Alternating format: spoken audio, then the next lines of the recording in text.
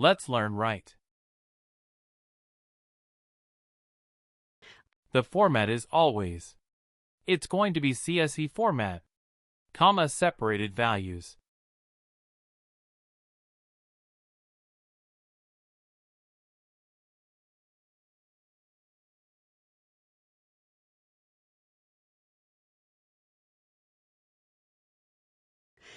Okay, so now we are going to see the attributes. So this is the attributes. So these are the attributes. Okay. Let me clear.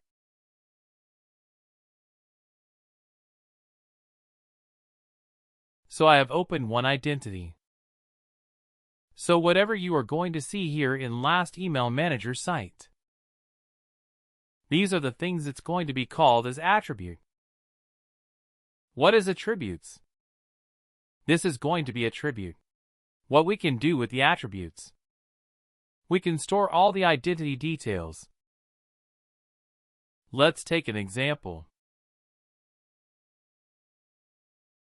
Is it clear? It's quite simple. First name, last name, whatever column you are going to see in identity, those are going to call as identity attribute. Whatever you are going to see in application details, it's going to call as. Let me open a file. So these are going to be called as identity attribute. Okay, the first name, last name, from application team. It's application attribute from identity side. It's identity attribute.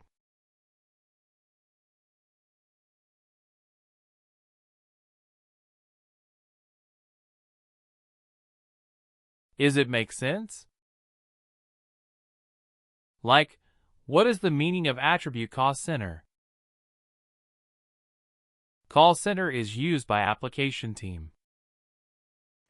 Okay, the employee belongs to which application, which department is belongs to. There will be having cost center number.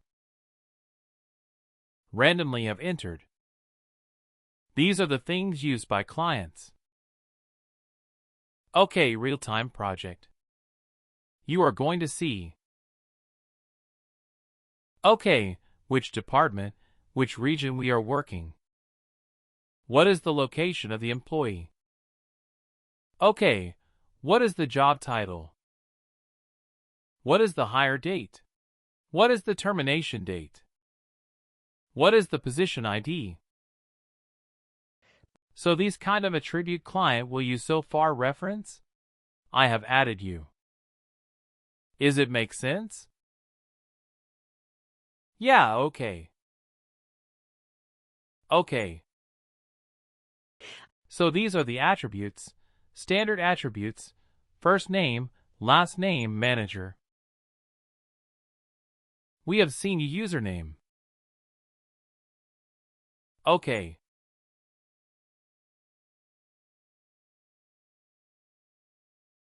Just click on Add New Application. It's going to be tried.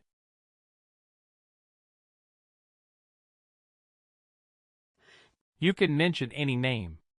No, let me create an application. Is the admin? So the description, you can get it from the client. I will come with you. It's going to be visible for the end user as of now. It's going to be authoritative, like Trusted Source Corporate Directory.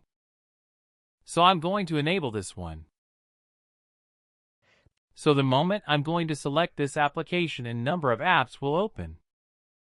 Okay, application type is nothing. It's after.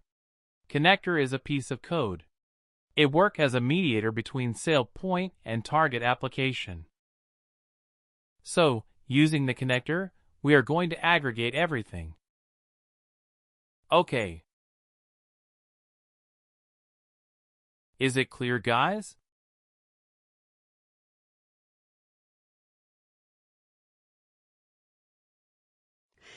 So, since I'm going to use, all the data has been stored in the feed file. So I'm going to use the connected telemetry. if the data has been stored in the database or any other place database. In that scenario, I'm going to use JDBC connector. If the database has been stored in Active Directory or any other application, I'm going to use Active Directory connector. If it is a cloud application, so I'm going to use any cloud connector. Okay, based on application and where the data has been stored. You can. If it is a SAP application, you can use SAP connector. If it is a Workday application, you can Workday. If it is a bid-based application, because you can use. If you want to use WebEx or any application, you can use the connector directly. Service. Now you have a connection for Salesforce. You have a Salesforce connector, something like that. Number of connectors already available. So, based on these connected type, remaining tabs is going to open. Okay, configuration correlation. I have selected delimiter now, since the file has been stored in the feed file spreadsheet to have used to delimiter tab.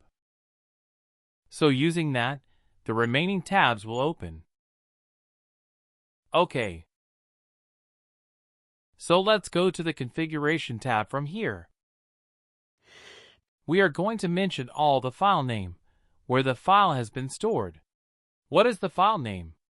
Each and everything we are going to mention. Okay, let's provide the path first. So this is the file name, and this is the path. I'm going to mention the same here. In the file path and the file code, encoding language is going to be UTF-8 or any other language. If SailPoint is able to read this file, no issue. Or else you have to mention the file language, encoding language.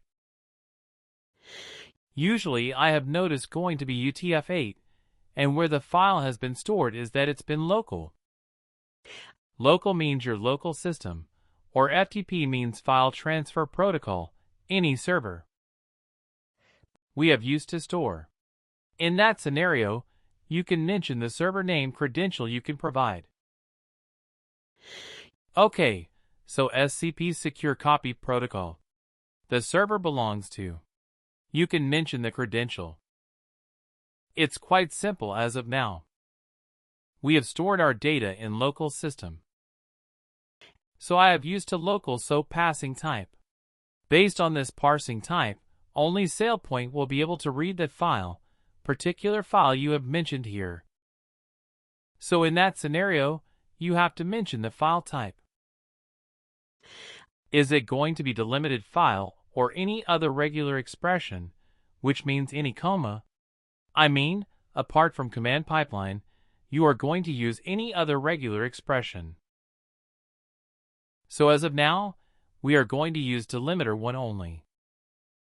So how do you know which delimiter type we are going to use? We have used in this file, any idea? Which delimiter we have used in this file? Yeah, but comma. But how do you know? So in real temperature you get into the project how you are going to decide. We can open this in WordPad and you can see exactly. So we can open this file in the Notepad++ or Notepad and you will come to know. Okay, so the file, all the column, has been separated by this comma, which means comma is the delimiter. If it is a pipeline, then you can mention the pipeline. So let me update as a comma. And file has column header or not, or it's a length mismatch. If anything is there, you can mention. As of now, the file has the column header, or else a point will read this line as identity, and it will create an identity for first name, last name. Also, to avoid that, we are going to mention this one file as a column header on the first line. That's it. Just click on. It will throw some error. So based on the error. Okay, unable to open file scheme for the file this one. Any idea why?